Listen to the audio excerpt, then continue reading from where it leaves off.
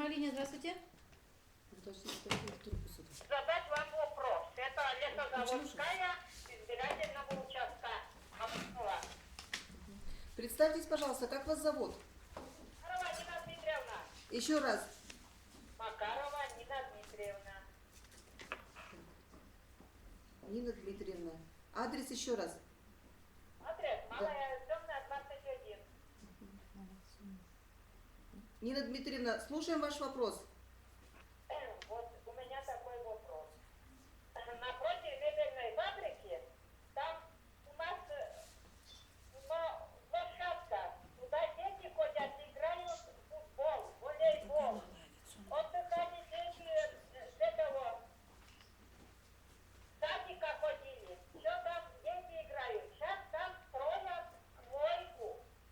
Это справедливо или несправедливо? У детей отобрали этот участок. Улица Северная, да?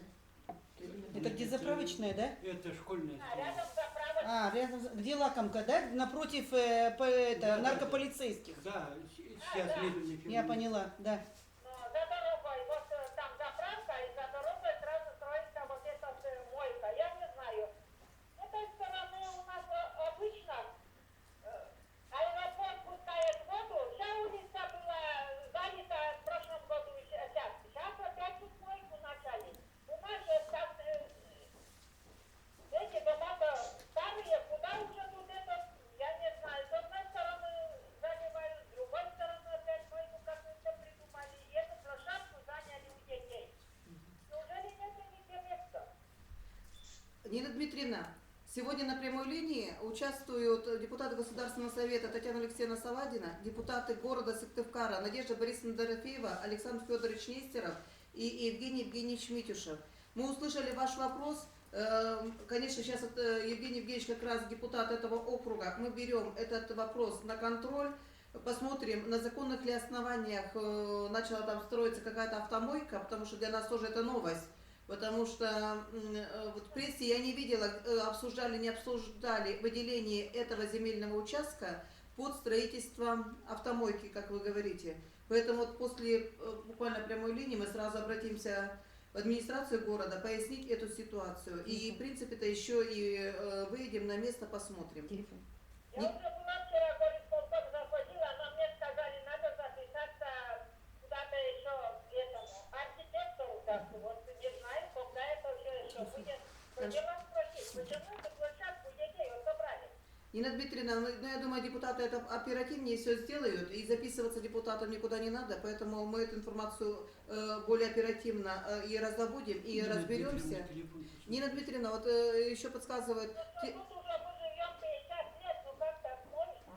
Нина Дмитриевна, пожалуйста, телефон еще скажите, если есть у вас. Если, да, чтобы оперативно еще раз связаться, если выйдем, мы даже пригласим на это место вас. Телефон скажите. Передать, да? Да. Да-да-да, мы слушаем. Нина Дмитриевна. Наташа, я не умею, иди скажи, я уже неправильно набрала. Скажите, а что было на этой площадке? Хоккейная коробка? Ничего, дикой коробок не было. Ну, ребята сами ставили Просто, ворота, да? нет, там просто Ворота было стояли. поле, и раньше играли Когда действительно. автобус едет, вот по Да, ходу, да, да. вспомнила по правой руке. Скорее всего, Я не знала, что мойка, но видела, что что-то строится. Нина Дмитриевна. Ну, Всё, ладно, выйдем тогда. телефон есть, Адрес, есть, есть. это частный сектор, поэтому можно и подойти к дому, даже рядом. Сейчас, минуточку. Алло? Алло? Алло? Да-да-да, здравствуйте. Здравствуйте, это прямая линия? Да, прямая линия. Слушаем вас. Приходите, вас беспокоит. Бурмистрова, дом 12. Еще раз представьтесь, как вас зовут? Меня Валентина Марксовна. Валентина Марксовна. Марксовна, да, Бурмистрова. Я вот по такому вопросу к вам. У меня 12 сентября, вот сейчас вот умерла сестра в доме 44, Казакова Альбина Марксовна. Она была ответственным квартиросъемщиком в той квартире, тоже в нашем же поселке. Но она у меня вот скончалась скоропостижно, но у меня там прописана дочь, Елена моя Николаевна Бурмистрова, уже с 2005 года. У нее своих детей не было.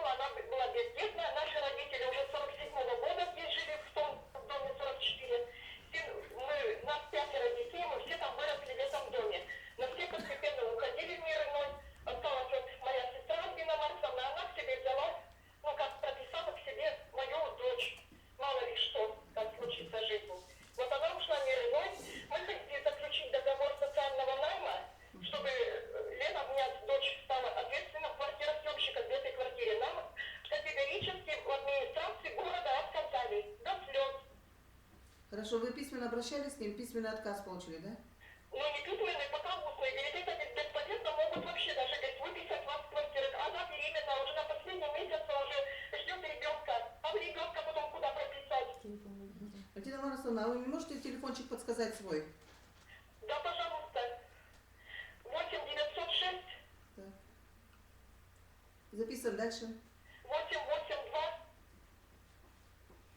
Дальше. Еще раз. 82 05.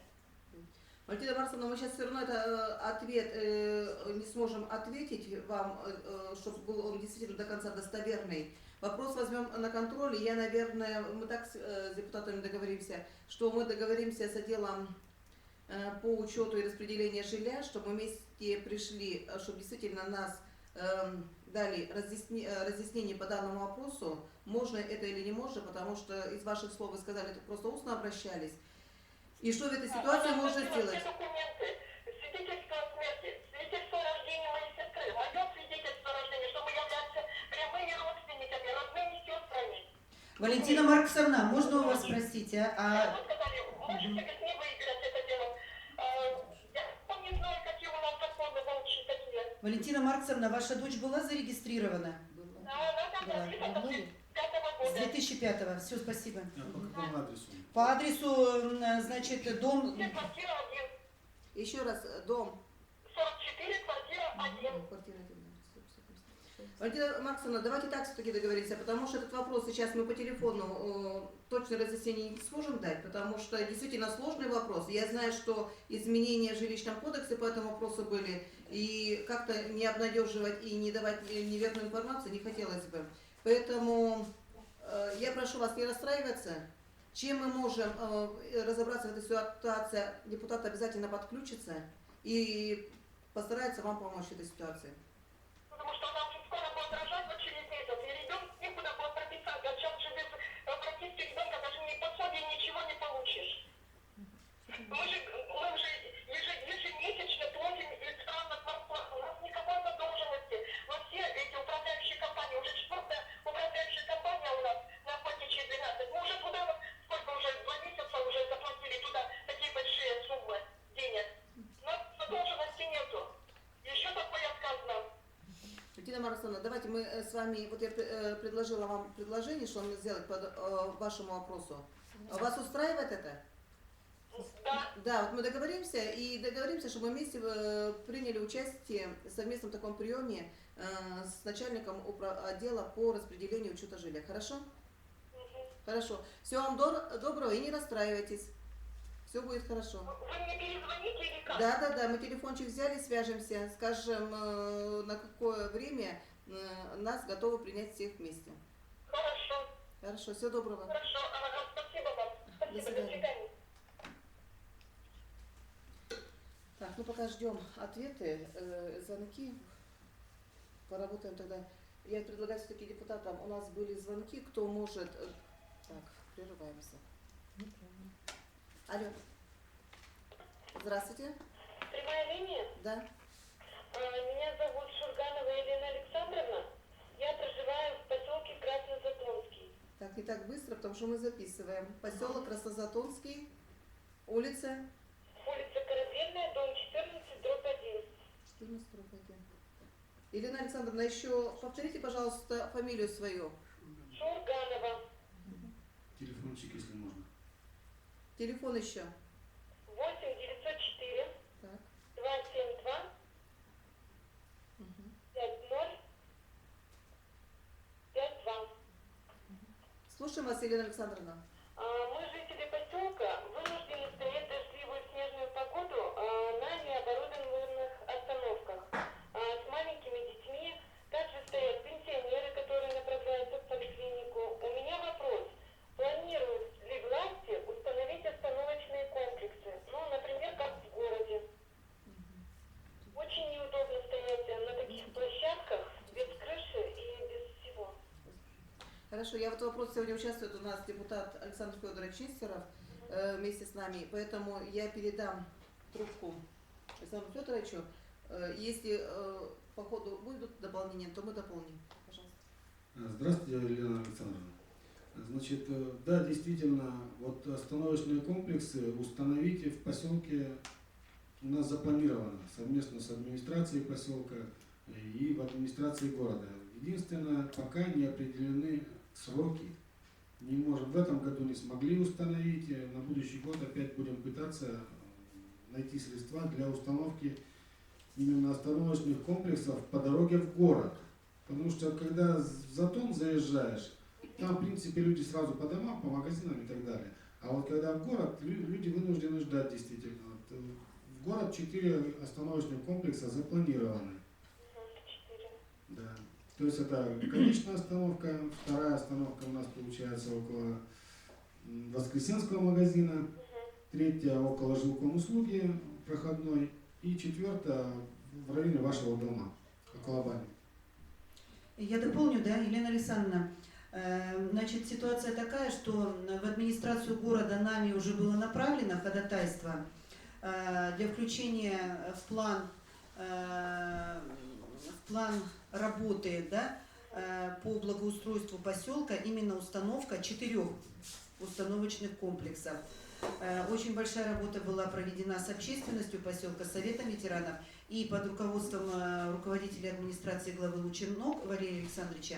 Это письмо тоже было подкреплено. То есть с 4 сторон практически организовано вот такое вот ходатайство.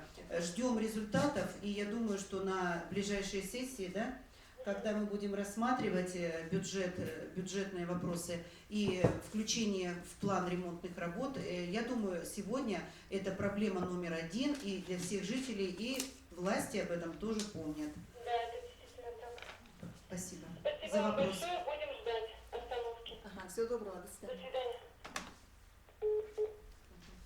Так, я предлагаю, если будут перерывы, то депутатам по очереди, как перерывчик идет, какие вопросы у нас были заданы на предыдущих прямых линиях по вопросам нашего Лисичанского округа, и какая информация есть о проделанной работе или еще в работе данные вопросы.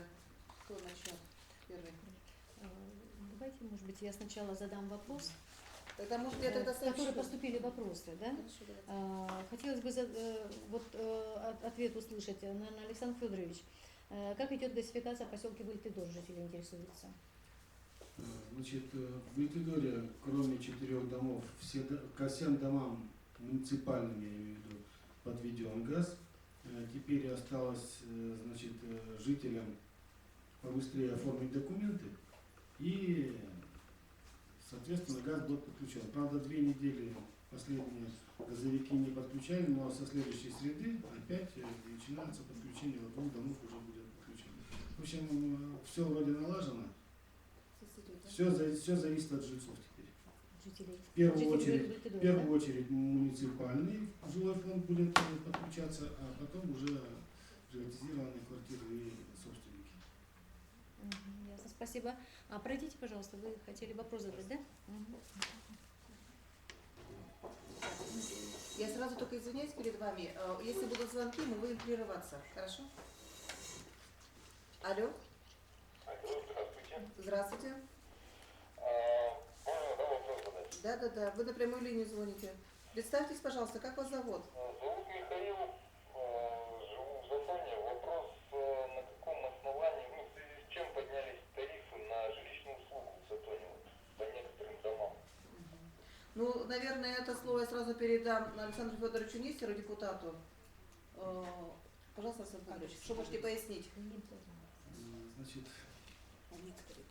ну, я понимаю так, что тарифы на жилищную услугу у нас выросли только по тем домам, которые участвовали в конкурсе. В связи с тем, что жители и собственники, вернее, не определились со способом управления и с выбором управляющей компании, дома были выставлены администрацией на конкурс, тарифы прошли экспертизу в центре индексации. Ну и надо заметить, что 4-5 лет не поднималась цена на жилищную услугу, тоже надо учитывать, поэтому и такой рост вынуждены. Большой процент? Ну, где-то процентов на 20, где-то процентов на 60. Почему, да? Да. То есть в течение 4 лет не проводится? В течение 4 лет, иногда даже с 8 года на некоторые дома не поднималась жилищная услуга, ну, то есть стоимость жилищной услуги. Потому что повысить тариф могли только собственники на общем собрании, а у нас собственники на это не идут. Михаил, вас устроил ответ? Ну, в общем, да, наверное. Согласны вы с этим, да, с таким подходом? В принципе, это было дано вам право выбрать самим управляющей компанией, вы не заявились, поэтому, если вы действительно как житель одного из таких домов, ваш дом выставили на конкурс, и поэтому администрация определяла ту управляющую компанию, которые изъявили участвовать в этой работе. Но должен еще раз напомнить, что тарифы прошли экспертизу в центре индексации. То есть самовольно не было повышено Никакого управляющей компании. Спасибо. Хорошо. Всего доброго, до свидания. Так. Представьтесь, пожалуйста, как вас зовут? Меня зовут Владимир Валерьянович, фамилия Чуистов, 62 года, Подождите минутку. Владимир. Валерьянович. Адрес? Я живу в городе Морозово 111, дробь 2, квартира 3. 111, дробь, Да, квартира 3. Вопрос касается лесокомбината микрорайона. Я там с 73 года, там познакомился с женой, работал на ЛДК с 73 года, пока не ушел на пенсию. И вот два маленьких вопроса по микрорайону лесокомбината. Улица Копкировская, остановка проходная. И дальше направо, где была контора ЛДК, старое здание. Вы, наверное, там все бывали. И до улицы Пригородная, которая идет параллельно Копкировской. Невозможно сегодня проехать на легковой автомашине. Я почему беспокоюсь, у меня там родственники живут. Первое, городская баня номер 9, исключительно хорошая, лучшая в городе. Второе, и третье, там поликлиника, которая обслуживает весь поселок ЛДК. Сегодня, уважаемые, можно сделать дырочный ремонт, извините за такое слово, просто посыпать щебнем. И то мы проживем. Ну а летом или весной, если у городских у мэрии будет возможность, то отремонтируют ее до конца. Раньше, я вернусь к истории, когда ЛДК был государственным предприятием, я там работал, дорога была в хорошем состоянии. Сегодня хозяин не соблюдает никаких мер, тяжелые лесовозы, 4 пачки везут, убили дорогу окончательно. Поэтому, когда увидел объявление, решил обратиться к вам напрямую. И второй вопрос, как бывшему работнику ЛДК, он имеет значение для города очень большое. Наступает экологическая катастрофа, по-моему. Вы знаете, там городская свалка долго горела. Сейчас прекратили туда вывоз отходов коры и опилки. Я деревночек, потому сильно разбираюсь в этой теме. На сегодняшний день руководство комбината не делает переработку отходов, не делает топливные брикеты, а вывозит частично за город. В карьере Шошка Градер, у меня дача в Максаковке. И самое грустное, уважаемые товарищи, что сегодня на территории лесокомбината есть внутреннее озеро, которое совмещается с рекой Сысолой. Сегодняшние руководители умудрились засыпать корой и опилками это озеро, а оно соединяется с Сысолой. Постепенно будет мор рыбы и что-то еще такое. То есть это вторая больная точка, как свалка. Свалку закрыли, слава богу. Но это они делают, по-моему, здесь надо экологию подключить. Я не специалист, но эти опилки, вы понимаете, в воде. Река связана с Сысолой. Это озеро летом, весной, когда большая вода, мы плоты заводили прямо к цехам. Сегодня это засыпается вот этой дрянью.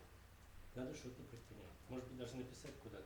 Я подготовлю такое, как говорится, группу товарищей, пенсионеров, бывших работников ЛДК. Мы посоветуемся. А куда написать? Будьте добры, чтобы подключились не только в Расте города, может, и республики. Владимир Валерий, Да. Валерьянович, то, что вы сказали, тоже ваша информация нас шокировала, что в озеро идет сброс коры, опилок, и, конечно, наверное, природоохранная прокуратура прежде всего обратиться по этой ситуации, потому что это закрытая зона, и понятно, что доступ там для прохождения рядовым жителям там происходит. На Красной Галере, где перевоз воду мы берем, там водовод, а это чуть выше течения, понимаете? Это все связано, по-моему, это мина замедленного действия, простите меня, за эмоциональность. Владимир Валерьянович, а не подскажите телефон? Есть только мобильный, 8904 Потому что если дополнительная ассоциация. 239 0447. 447. Но я здесь предлагаю сразу обратиться в природоохранную прокуратуру, потому что действительно выехать на место, посмотреть, подтверждаются ли те факты, которые вы сегодня заявили здесь. И, конечно, если вот мы-то, например, я только верю вам, потому что раз это вас беспокоит, и вы сюда нашли время прийти, живете в другом районе, микрорайоне Давпан, а беспокойтесь так за лесозавод, как бывший работник ЛДК, конечно, здесь действительно надо выезжать, проверять и смотреть. И конечно же, вот вы сегодня действительно сказали, что готовы сегодня ветераны ЛДК, и письменным тоже обращением. Я тоже предлагаю такое обращение обязательно сделать. Можете это сделать, потому что вот мы на прямой линии и общественную приемную главу можно заявить, может администрацию города, потому что это на территории города Сыктывкара происходит. Мы со своей стороны вот такое обращение обязательно подготовим. Татьяна Алексеевна, нас не пускают сейчас на ЛДК новое руководство. Я бы убедился, их фотографии нам предоставить. Но многие знакомые работают, они с болью в сердце об этом не сказали. Ну вот и я говорю, потому что говорю, доступ на эту территорию, он ограничен только для работников. Поэтому действительно, если сегодня выйдет природоохранная прокуратура, я думаю, руководство ЛДК запретить им не сможет.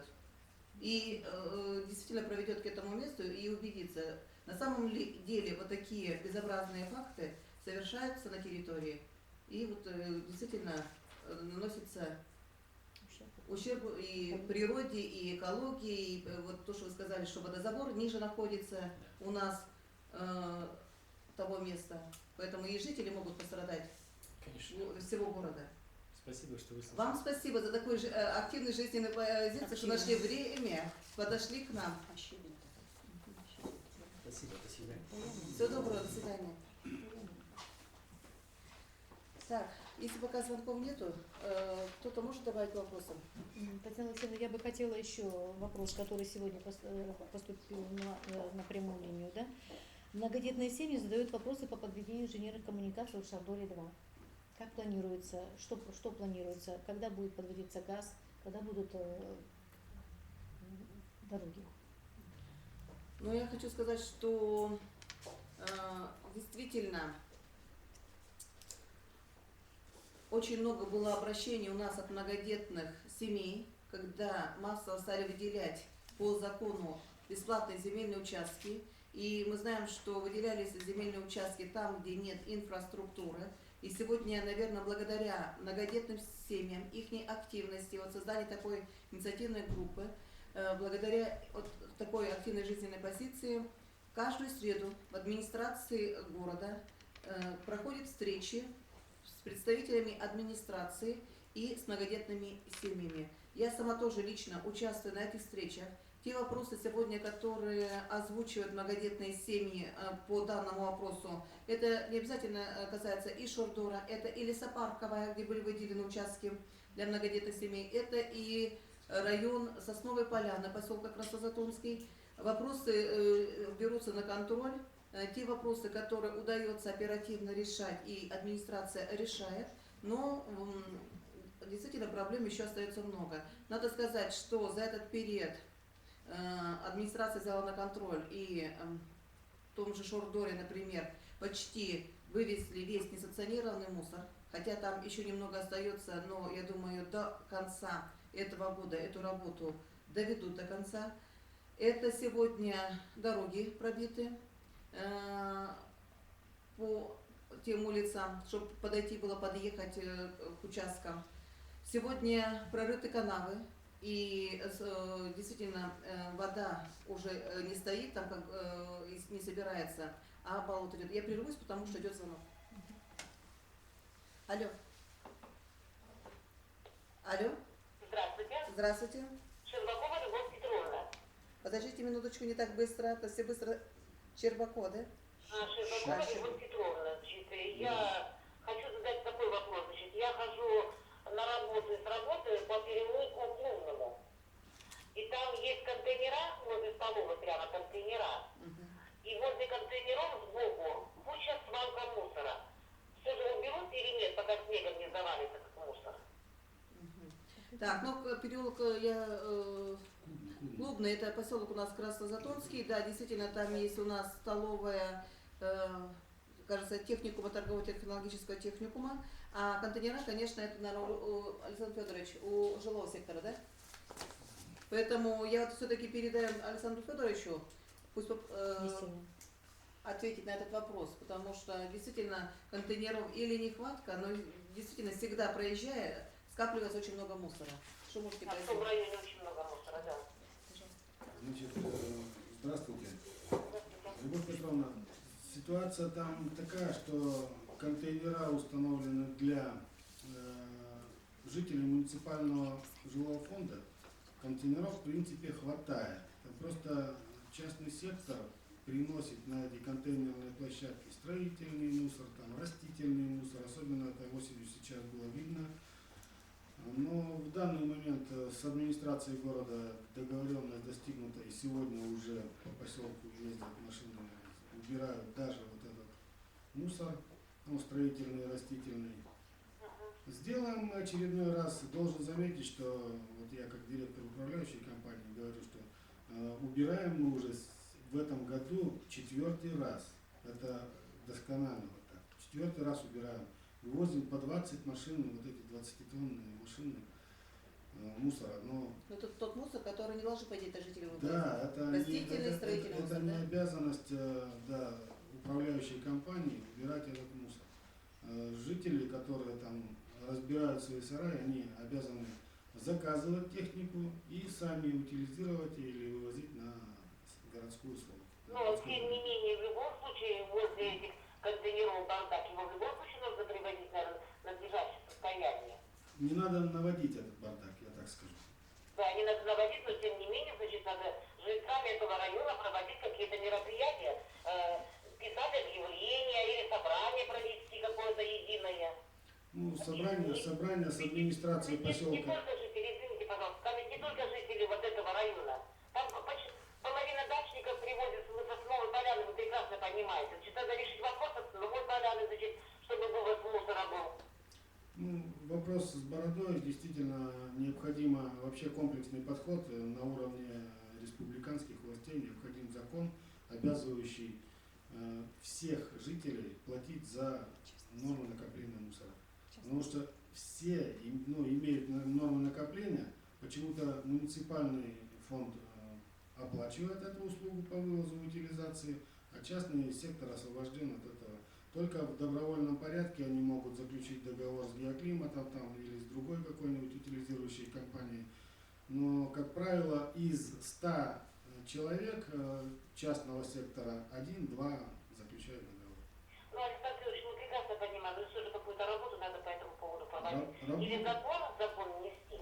Работу проводим, даже участвуем во всех этих сходах жителей и в Сосновой Поляне, и в частном секторе за ручьем, там в районе улицы Технической. Все лето фактически делали подворовые обходы вместе с администрацией, участвовали и наши специалисты, и работники геоклимата приезжали.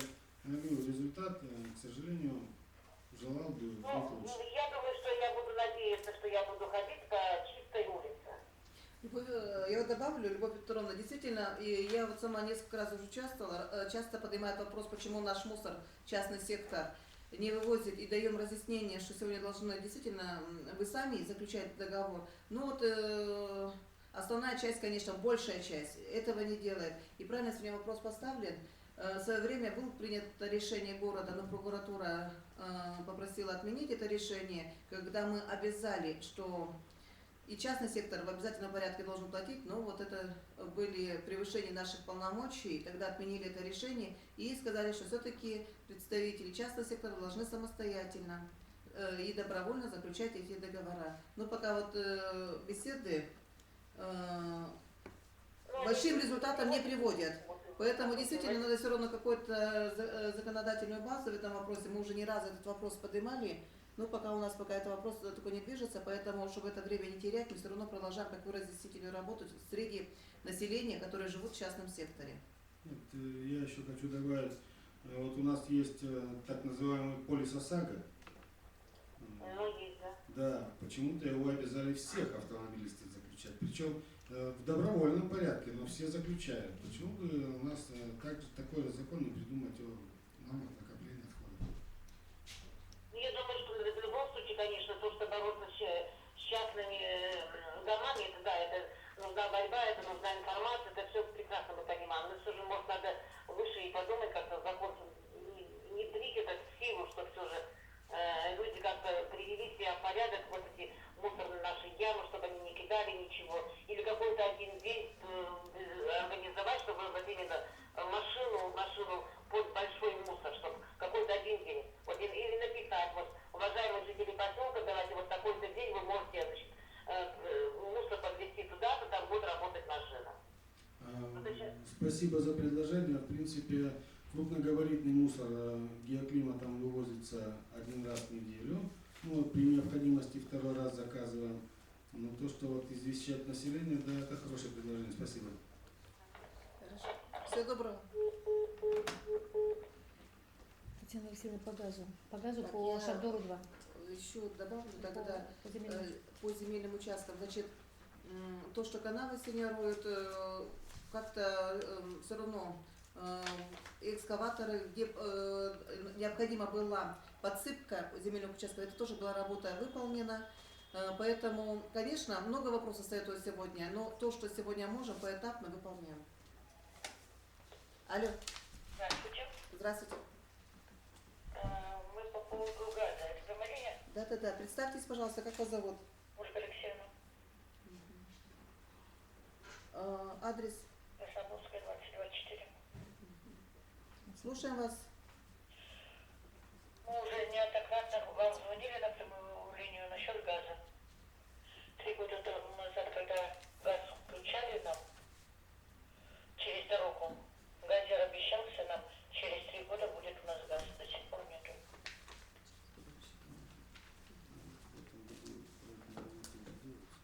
Так, Ольга Алексеевна, мы действительно помним, что несколько раз вы уже звонили, вот вообще не только жители именно этого района, в принципе, это депутаты сразу после ваших звонков неоднократно делали обращение и озвучивали этот район. Я это представляю, это Краснодарская 22, это тот участок, квартал Максаковки, когда мы въезжаем в Максаковку, по левой стороне у нас до Снежный, получается, остался негазифицированный. Сегодня муниципальное жилье, ваш дом как раз 22-й, он тоже вошел в том числе в этот список. Сегодня объявляются конкурсы на проектно-сметную документацию, и, по крайней мере, администрация города планирует эту работу выполнить. Вопрос, попадет ли данный проект в республиканскую программу. Сейчас готовится новая республиканская программа на 15-16 годы. Заявки по данному участку пока нет. Ну, понятно, нет, потому что нет проекта. Республика будет рассматривать только после наличия проекта. Поэтому вот сегодня я обращаюсь к депутатам города, чтобы все-таки этот конкурс до конца дошел, чтобы проектные работы и сметные дороги сметные работы были выполнены.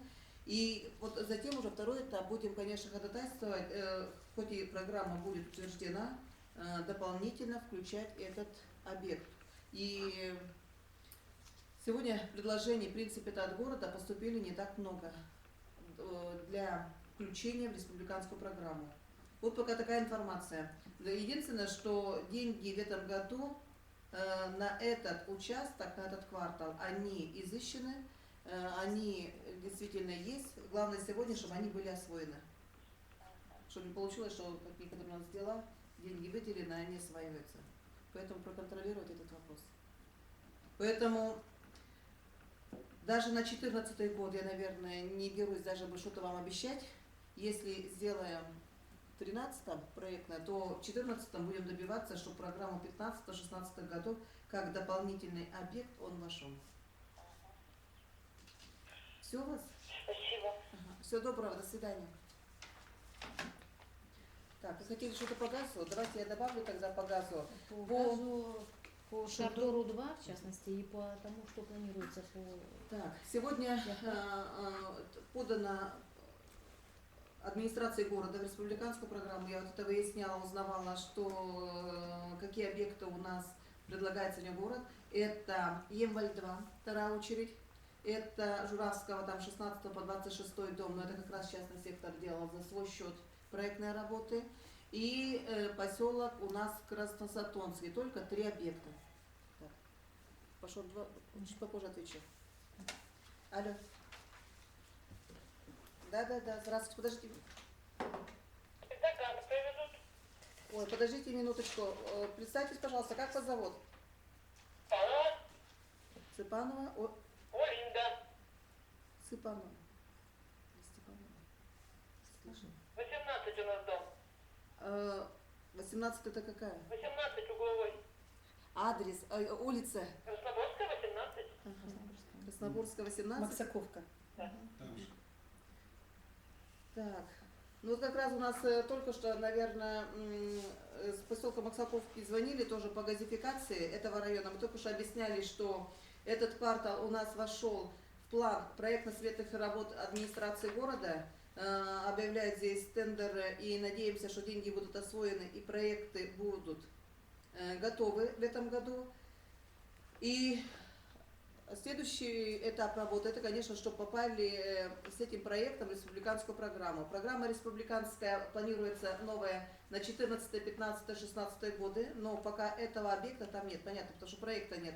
Одно из условий попасть в республиканскую программу, муниципалитет должен сегодня подготовить проектные работы.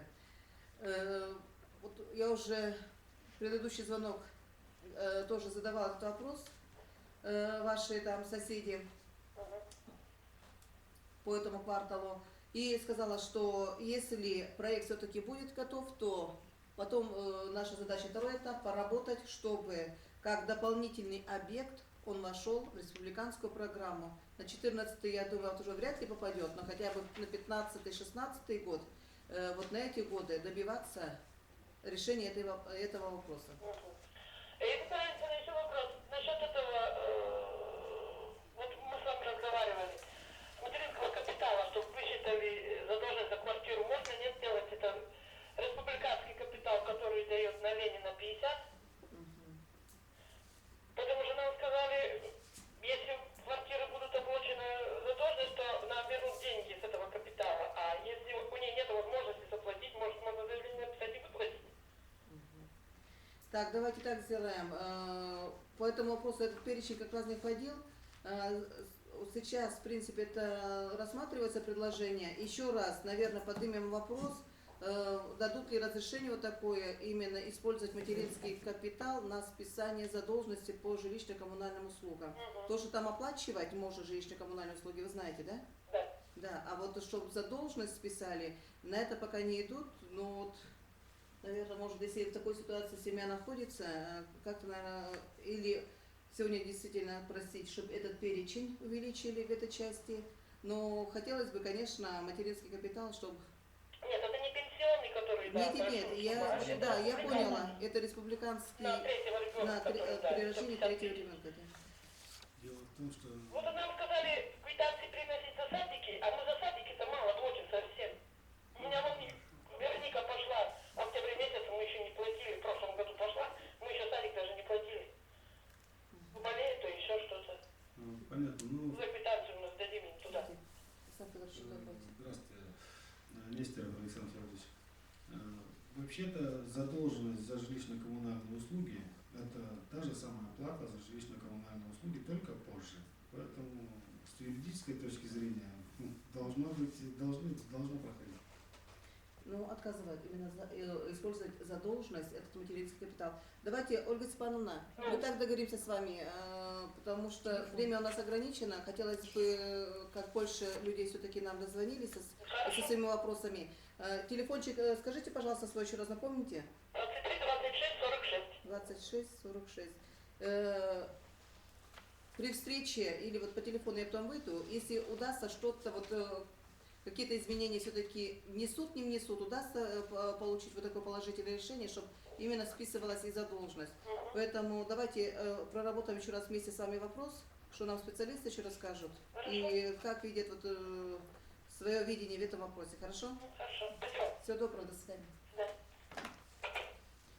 Так, по газификации. Вот вы назвали еще местечко Шордор, поселка Максаковки. Это как раз участок, для для выделения, которые земли выделены для многодетных семей. Сегодня планируется проектные работы выполнить еще по Якару и Шордор. Но не надо путать с Шордором 2. Шордор — это там, где более 100 участков. У нас уже люди построились в основном в этом районе. И рассматриваются вот эти два района. Понятно, что и Шордору 2 новые участки сегодня задают вопросы, когда будет проведен газ. Согласна, что и газ и здесь нужно рассматривать в будущем. Но, конечно, если сегодня будет приоритет выбран в том плане, что дома, которые уже по 20 лет ждут, по 50 лет, я понимаю, что и люди уже построились, практически там где-то на 80-90% это квартала застроены. Поэтому из списка Шордор 2 никто не исключает, а вот газификация Якара и Шордора, она планируется. Так. Депутаты, может кто-то еще добавить вопросы? Еще вот такой вот вопрос, Надежда Борисовна. Отмечается активность населения, создаются ТОСы. Так. Вот что такое ТОСы и сколько ТОСов создано у нас в городе Сыктывкаре? Так, я на этот вопрос вот отвечу как. Значит, сегодня в республике создано 48 ТОСов, в Сыктывкаре пока неофициально, то есть потому что не было ни порядка регистрации, ни положения, пока неформально работал один ТОС. Но очень активно работал это местечко Яккар, поселок Максаковка, руководитель Афанасьев Дмитрий Львович. И вот как раз я ему писала, ему сообщала о том, что на сессии Совета города, это 30 сентября, вот это судьбоносное событие наконец свершилось. Да? Депутаты приняли положение о территориальном общественном самоуправлении, и депутаты приняли порядок регистрации уставов территориальных общественных управлений.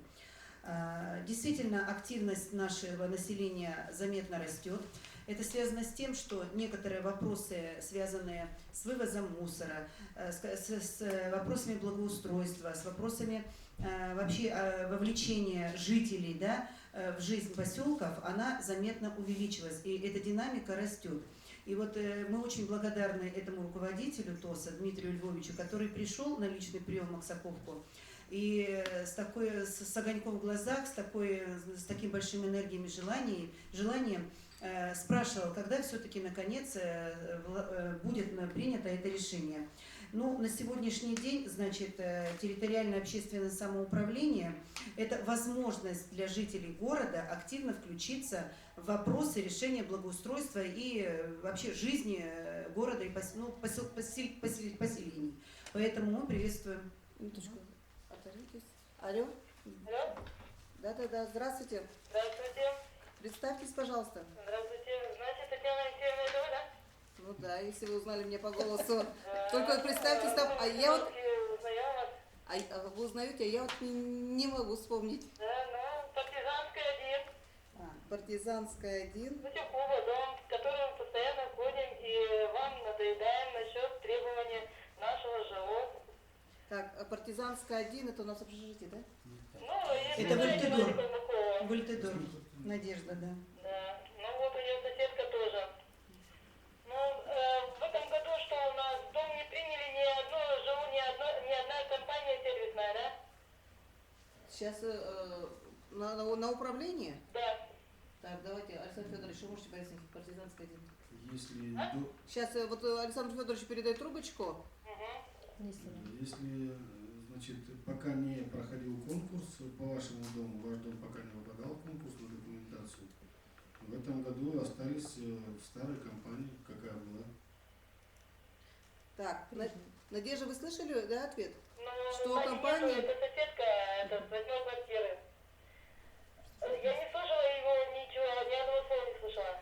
Тогда еще раз повторим ответ, что ваш дом не вошел пока в конкурсы на определение управляющей компании, поэтому вами занимается старая управляющая компания. Но которая обанкротилась. Мы теперь вопросы никакие не можем решить. А какие вопросы? Какие? У вас в тетради все было написано, что Александр Федорович обязан был нам сделать выгребные ямы, почистить ее, сделать вот это вот ремонт. Мы уже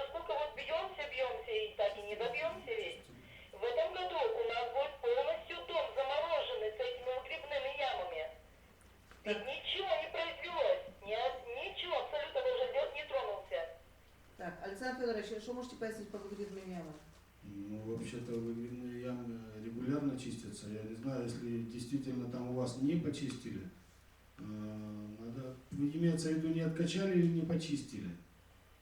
Делать крышки надо. Ну это-то У нас понятно. вообще Утепление, вообще развалилась яма. утепление это И вообще понятно. эти брусья все сгнили. Да, подождите, вы передвинулись на другой вопрос. Ремонт и очистка.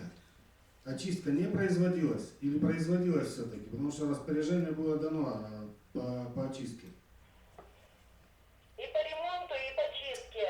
И вот я звонила насчет выгребных ям на квартиру 8 и 6 у нас получается. Да. Две квартиры у нас. Так вот, это самое, говорят, что 7 месяца ямы были вычищены. У них заметка стоит, но мы-то знаем, что 7 месяца ни одна машина там не была. Они 2 или 3 раза приезжали, только первый подъезд, первую яму с первой квартиры выгребали. И мы этого доказать никак не можем.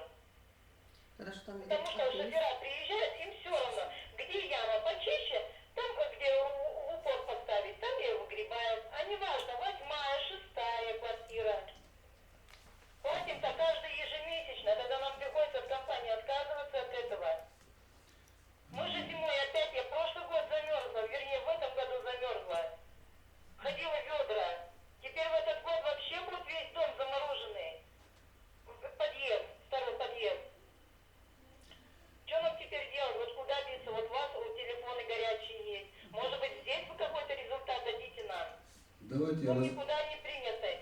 Заявление у нас как бы взяли, ходили, отнесли. Месяц решения. Ноябрь месяц, сейчас уже снег, морозы. И ничего.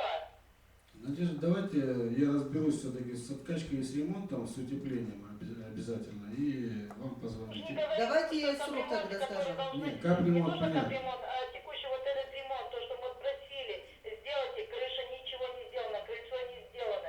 Ничего, этот год вообще в трубу вылетит. Мы каждый год вот чем ходим к вам, вот и на собрание и все. Это бесполезно. Лед не трогается.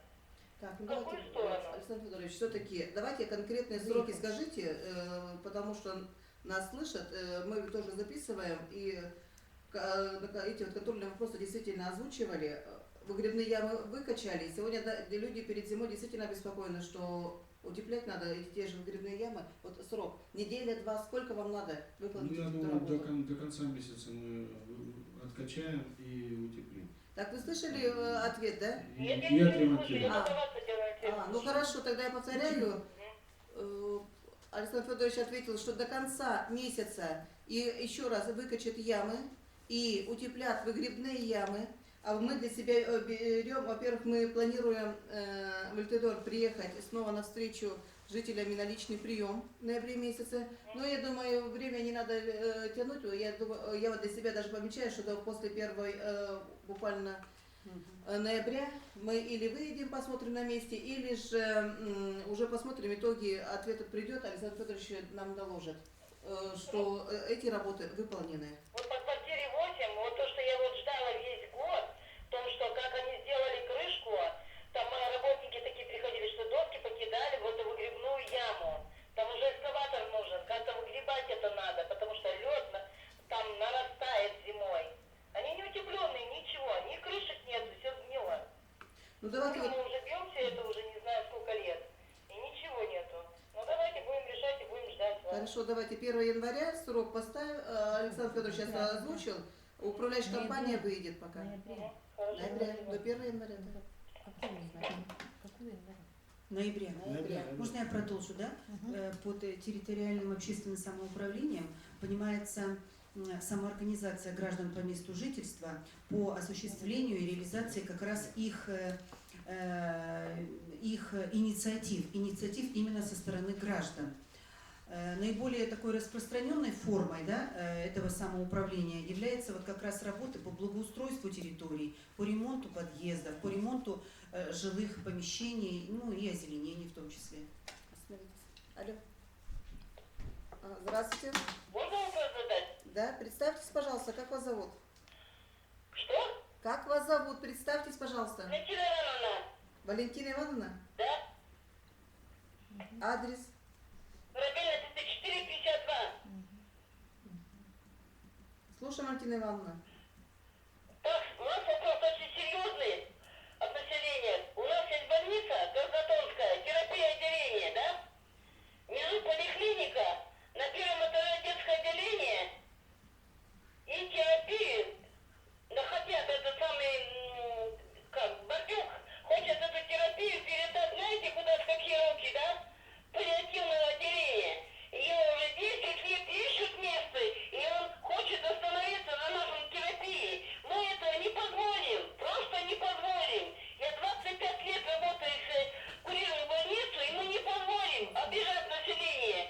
Если он это не даст мне ответа, у меня документы приготовлены, я пишу письмо с подписями министру здравоохранения, так как народ говорит, что он не имеет медицинского образования, и это не понимает, что делает. Валентина Ивановна, А, в принципе, это что мы действительно рады Что-что? депутатам, что у нас есть такой активный общественник, что все вопросы медицины держит действительно в поселке на контроле. Фамилию не назвали, я сейчас по голосу узнала, Валентина Ивановна Шиловская. Давайте так, то, что вы озвучили сейчас, эту проблему, вопрос будет обязательно министру задан, что они планируют. Я согласна с вами, что сегодня больницы, которые обслуживают все пригородные наши поселки, хотя бы и город в том числе, ну хотя бы надо было ставить вовремя в известность, обсуждать этот вопрос, как отнесется население. Понятно, не только в кабинетах принимать эти решения. И поэтому вот ваши возмущения, конечно, нам понятны. Наверное, не велась никакой разъяснительной работы. Вы поставили вас перед фактом населения. Поэтому давайте так, Валентина Ивановна, договоримся. Мы выйдем на Министерство здравоохранения, попросим даже, наверное, пусть представители организуют встречу с населением по этому вопросу и все-таки разъяснят ту ситуацию, сегодня, которая складывается в Сыктывкарской нашей городской больнице. Потому что сегодня я ответить полностью это не могу. Я это слышу сейчас только от вас, что планируется делать. И давайте вот на такой площадке мы зададим вопросы и получим конкретные ответы. надо задать вопрос. Я вчера в Николаев была, подписи отдала 150. У заместителя у этого была, он был на учебе, была, 100 подписей отдала от населения. Что еще надо? Что еще им надо? Вчера в Николаеве была сделана, она как раз пригласила Вардюка и пригласила заместителей. Вот стоит вопрос. Она тоже за. Все за. И город тоже за. И мэр города. И все за, чтобы этого не сделать ошибку. Они столько ошибок наделали за мои годы. Они хотели закрыть, перевести туберкулез. Мне пришлось трудно, но я отстояла туберкулез. Они закрыли 5-этажку, там были все отделения. Хирургия, неврология, терапия, детская, все. Тоже ошибку сделали. И грубую ошибку. Тогда я была молодая, видимо, у меня голова еще не так работала. Вот тогда бы надо поставить вопрос перед Москвой. Этой ошибки бы не было, перевели онку. И сейчас опять здесь делать? Нет, не получится. Я просто сказала Николаеву, если я ответа не получу положительно, у меня документы приготовлены, подписи приготовлены, я отправлю сразу в Москву. Валентина Ивановна, давайте не будем торопиться сначала в Москву. Раз эта ситуация нам стала известна, я все-таки предлагаю действительно на какой-то площадке или в поселке, или в городе, ну лучше, наверное, в поселке, потому что чиновникам легче приехать к нам, потому что нас больше, и сделать такую встречу именно с разъяснением по этому вопросу. Хорошо, Валентина Ивановна? А что, все знают, какое отделение, это отделение 10 лет, 203 года ищут, построят здание, в Кочмане. Я предложила Николаю, она и предложила искать, а в Кочмане там центр психического здоровья. Вот пусть это переведут, найдут место и туда. Для этого и строили в Кочмане в 203 году. Я все знаю.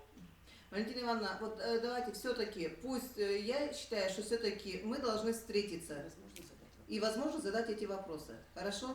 Не знаю. Телефончик, Николай, поэтому мне не говорит. Валентина Ивановна, телефончик ваш есть, мы свяжемся, обязательно вы будете извещены, и, думаю, население тоже будет и поставлено в известность по такой встрече. Мы, по крайней мере, или инициаторов, или вот представителей общественных организаций обязательно соберем на эту площадку с приглашением представителей Минздрава. Это однозначно. Спасибо, всего доброго вам. Спасибо. До свидания. Так, у нас я еще хочу тогда добавить, если пока звонков у нас нет. У нас на встрече, на прямую линию были последние звонки, я хочу сообщить результаты. Это по... Не дают нам рассказать. Так, алло, Здравствуйте. здравствуйте. Вас беспокоит Бабинская Ирина Николаевна, староста поселка Трехозерка. Я хочу выразить вам большую благодарность нашим депутатам за заботу о нашем населении. У вас все прекрасно, все хорошо, дороги у нас прекрасные. У нас, ну, даже слов нету, помойки все вычищены, туалеты все вычищены. У нас население, прямо вот, вам 100 раз говорит спасибо. Дети у нас всем обеспечены, детские площадки, которые нам обещают 3 года построить. Особенно благодарности Александру Федоровичу Нестерову, который так как отработали в Трехозерке и так красиво дали поселок Виноградову, что до сих пор не знаем, куда деваться от всего этого. Так, Ирина Николаевна. Значит, по первому вопросу, по детской площадке, вы действительно уже устали в этот вопрос поднимать. 3 года назад также вышли общественники, мы помогли материалами, материалы все лето пролежали, и организовать так и площадку работу не смогли. Да, верно. Когда Так, никто не подходил, Ирина никто не Николаевна. говорил, что будут материалы. да, Ирина Николаевна, это было 3 года назад. Материалы, стройте площадку. Родители ко мне сами подходили, говорили, где ваши материалы и как мы будем строить. Так. Ничего не было. Если я просила сетку, просила мячи, вот мне приехали, Это все привезли вам. Привезли. Мальчики поставили, натянули сетку, и я им отводила мячи, они на столе играли. В футбол, волейбол, на баскетбол они играли. Но Ирина- если площадку обещают там уже больше 3 лет, до сих пор ее нету, то извините. Ирина Николаевна, давайте еще раз скажу. Вы не слышите меня, что 3 года назад материалы все Александр Федорович молодец, оперативно тогда поработал, и население не вышло. Ирине Николаевне мы все передавали эти материалы. 2-й год также родители, потом вы не использовали, пролежали они 2-3 месяца, и управляющая компания использовала на те же у вас ремонтные работы. В этом году вот с этой смены управляющей компании, тогда действительно хотели и управляющая компания подключиться, действительно тогда возможность была 2 и 3 года назад, но население, вы 1-й год староста и действительно вопрос снова этот подняли. То, что волейбольные площадки работают, и мы сами депутаты и сеткой помогали, когда ребята установили сами столбы и мячами, и 2-3 года назад в этом году с администрации передали вам мячи с управления спорта. А вот в этом году действительно ситуация, вы говорите, что дома у вас перешли в Виноградово. Стала смена, мы действительно не удалось нам договориться, кто бы нам помог перевести все эти материалы, но это, конечно, не отговорка. Но возможности вот как раз вот Александра Федоровича не получилось это сделать, организовать. Александр Федорович, А вы понимаете то, что люди ведь верят вам. Ведь доверие очень тяжело, но потерять его очень быстро все это можно. Я того-то Александра Федоровича не раз приглашала, привозила и показывала, и наши проблемные места показывала. И вот видно то, что на это всегда плевали и внимания не обращали. И обидно то, что вот меня выбрали староста, и получилось, нас кинули по танке. Никто ничего не хочет делать. У нас 2 года не дается никакой пиломатериальной подборку. Больше года у нас не было никаких рабочих в Трехозерке, но люди платили деньги за квартиры. И теперь вот эти все люди подходят мне и говорят, и что мы будем платить, и кому и за что. До сих пор ямы не утеплены, туалеты не откачаны, уличные туалеты в течение 5 лет вообще не откачивались. За что кому говорить спасибо?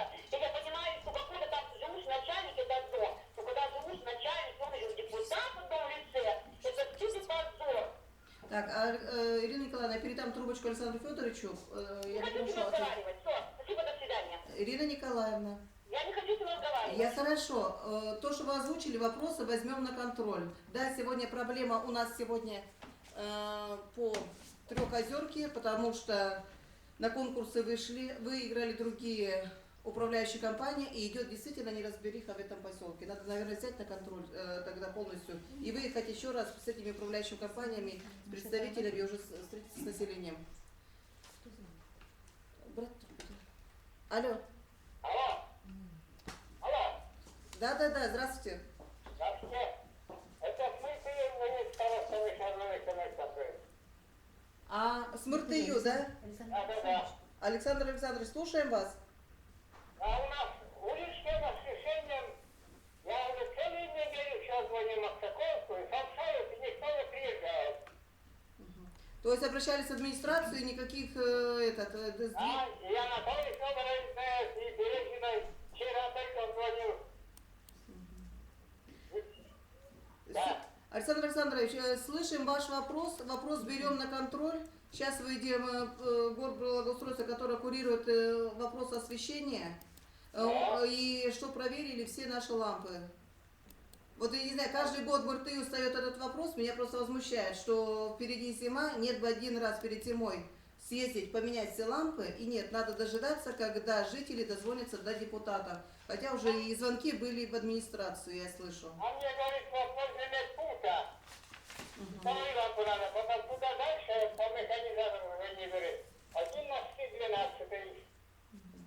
Так, ну я вот, Александр Александрович, мы с таким обращением выйдем, чтобы по всему поселку Муртыю вышли и сделали инвентаризацию этих ламп, и понятно, что если где нужна замена, заменили. Ну, ясно. Хорошо. Всего доброго, до свидания. Я, наверное, если звонков больше нет, то я добавлю те вопросы, которые озвучили. Это у нас вопрос был по перрону железнодорожному, город Сыктывкар. Ответ пришел с Министерства промышленности. Ответ, что в 2016 году планируется, специально взяла ответы. Так, в 2016 году планируется капитальный ремонт платформы Северной железной дорогой в городе Сыктывкаре. Но будем надеяться, что то обращение, которое озвучили, как-то сдвинется. Обращение было подготовлено, ответ получен. Еще были обращения по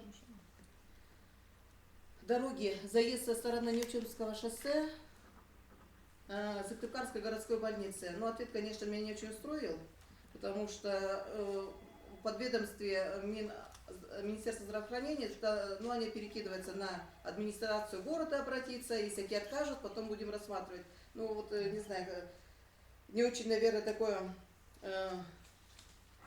буду говорить, отпиской наши чиновники ответили, но, наверное, вопрос все равно будем держать на контроле по данному вопросу. Татьяна Алексеевна, еще Да. вот вопрос Дахпана, Майя Михайловна не может до нас дозвониться, по поводу вот этой дороги от Морозова в больничный городок, туда, к кардиоцентру. Вот об устройстве тротуаров. Так, ну, Этот вопрос надо обязательно взять на контроль, потому что очень много жителей ходит там, школьники там ходят. это уже на другой телефон дозвонились, да? Я хочу сказать, давайте тогда, если они успели, ну, не смогли дозвониться, но вот вышли на другие телефоны общественной приемной главы, то вопрос мы также все равно возьмем на контроль. Я это так понимаю, от улицы Морозова по Стационной и Маркова, да? Я согласна, там действительно сама проезжала по этой улице, тротуаров нет. Это вообще дорога в республиканское учреждение медицинские для населения из микрорайона Давпан. Это дети у нас по этой дороге 24-ю школу добираются на учебу. Ну и, конечно, все равно и жители пользуются этой дорогой на работу, с работы, еще по каким-то другим делам. Поэтому вопрос берем на контроль. Я благодарю всех сегодня за работу. Возможно, кто-то еще и не успел дозвониться, потому что звонки идут, не прекращаются.